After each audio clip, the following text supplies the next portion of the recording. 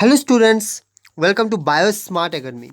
In today's lecture, we are going to discuss the last part of the transportation system, that is the secondary active transport. Okay, secondary active transport. So, in all my previous lecture, I discussed all the transportation system. Okay, in the previous lecture, I basically discussed the total transport system. Okay, if we classify this transport system, then basically we already seen all this, that transport is basically of two type. One is active transport and one is passive transport. Okay, one is active transport, one is active transport, and one is passive transport. Okay, one is passive transport. Okay, one is passive transport. Okay, and out of passive transport is basically two types. One is basically simple diffusion, one is basically simple diffusion. Okay, one is basically simple diffusion, and one is basically facilitated diffusion, facilitated diffusion. Okay, so one is simple diffusion and one is facilitated diffusion. Okay, one is facilitated diffusion. Clear? So this is facilitated diffusion. Okay, and in active transport, one is primary active transport, that is primary active transport, and one is secondary active transport, okay. So this is all about the total transport system, that is active transport system and passive transport system, two types of transport system. And in active transport system, basically this is also two types. One is primary active transport, one is secondary active transport. Passive is basically two types. One is simple diffusion, one is facilitated diffusion. And facilitated diffusion, if we again classified it against two types, one is carrier mediated, one is channel mediated. So this is a total transportation system. And today we are going to complete this total transportation system. That is, today we are going to discuss the last topic of the transportation system, that is secondary active transport. Okay, so let's start today's topic, that is secondary active transport. Okay, secondary active transport. Okay, so before going to start this topic, I just recommend you that please subscribe Biosmart Academy YouTube channel, and please share this Biosmart Academy YouTube channel to all those students. Please share this YouTube channel to all those students who are preparing for all this examination, okay, because this channel will provide you all the lectures free on online. Okay, so please share all these lectures to all those students. Okay, so let's start. See, first of all, we should know that what is secondary active transport. Okay, see, here the name is secondary. Okay, not primary. Okay, here the name is what? Secondary. Okay, secondary, not primary. Here it is secondary active transport. Okay, sorry, not ATP. Secondary active transport. Okay, secondary active transport. So why it is known as secondary active transport? Because please remember this point, because in case of secondary active transport, there is no ATP requirement is there. Okay, no ATP is required. Okay, because secondary active transport, in case of primary active transport, the ATP requirement is there. That's why primary active transport is called direct transport. But in case of secondary active transport, ATP is not required, and therefore secondary active transport is known as indirect transport. Okay, indirect transport, because in case of secondary active transport, ATP is not required. So there is one question, that if ATP is not there, then how the molecules are transported? So basically molecules are basically transported by the energy of electrochemical gradient, okay,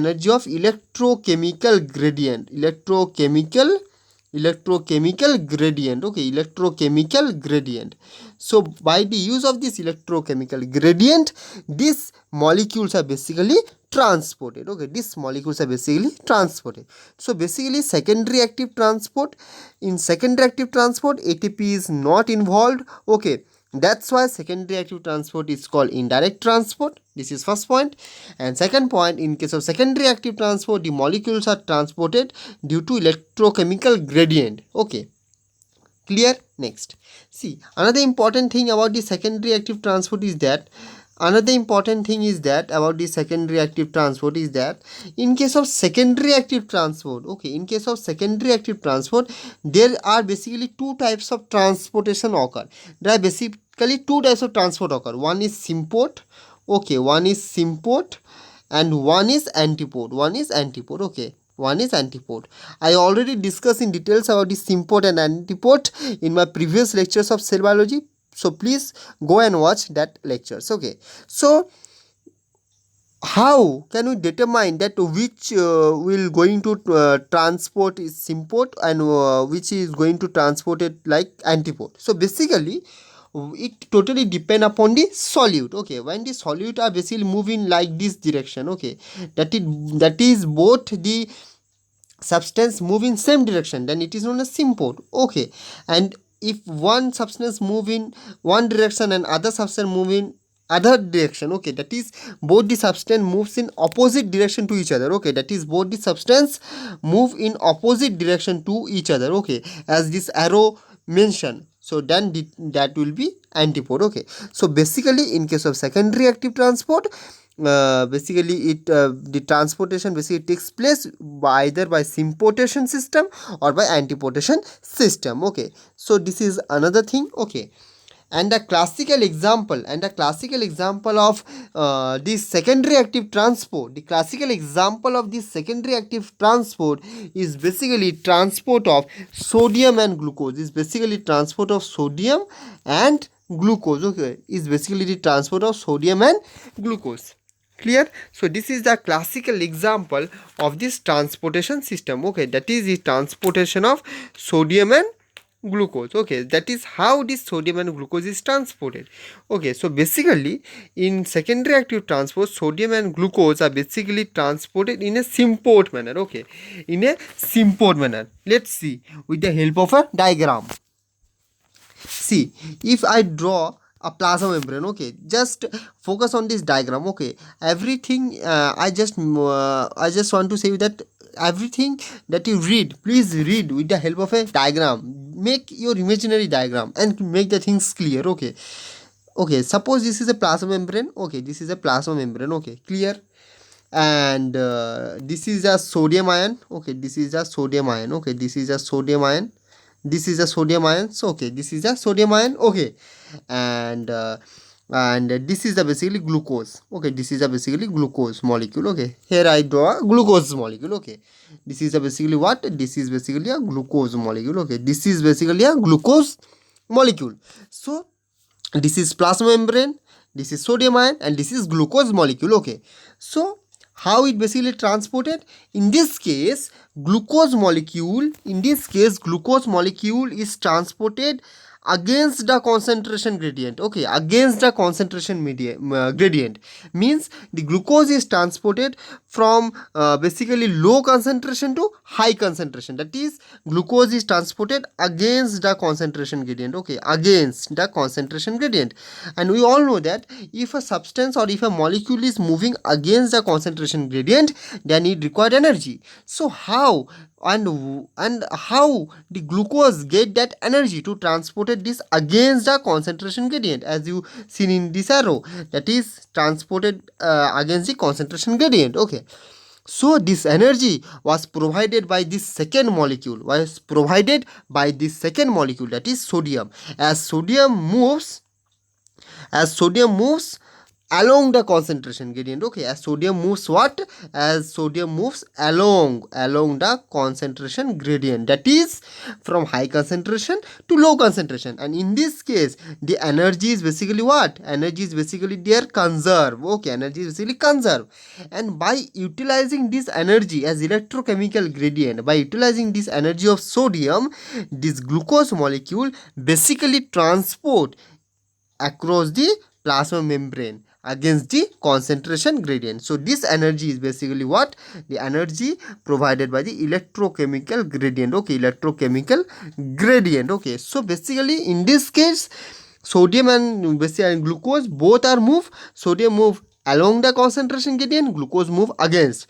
And as glucose need energy, so that energy was basically provided by this sodium molecule, okay. So in this way this basically transportation system occur, okay, that is transport of molecule across the cell membrane by utilizing energy in other form other than ATP, okay, and that energy comes from the electrochemical gradient.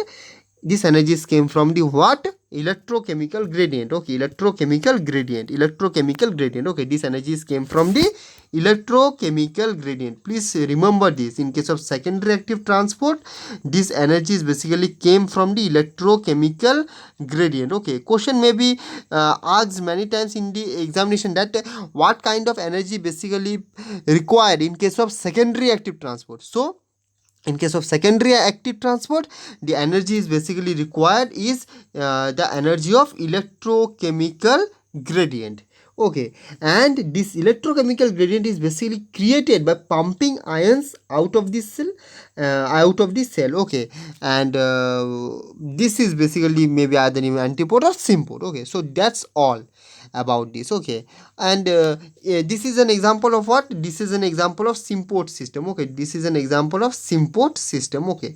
I just provide you an example, and this is an example of sympode system, okay. So that's the basically mechanism of secondary active transport by which it basically works, okay, and it basically works by utilizing the energy of electrochemical gradient, okay, electrochemical gradient. Clear? Okay. Now if you still have any doubt, then please ask me on the comment box, okay. So now let's read the PPT. As I mentioned, secondary active transport is also known as indirect transport. Why?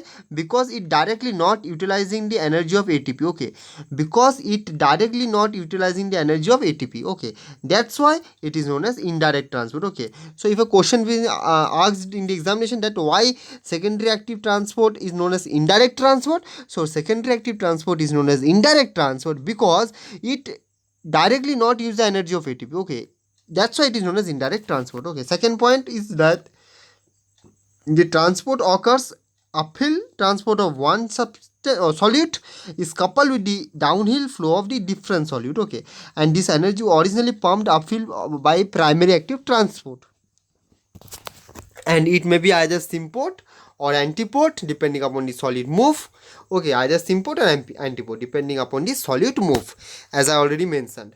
A common example of secondary active transport is the sympode of sodium and glucose, where sodium basically moves along the concentration gradient and glucose move against the concentration gradient. Clear? And the transmembrane protein sodium glucose transporter allows sodium and glucose to enter the cell together, okay.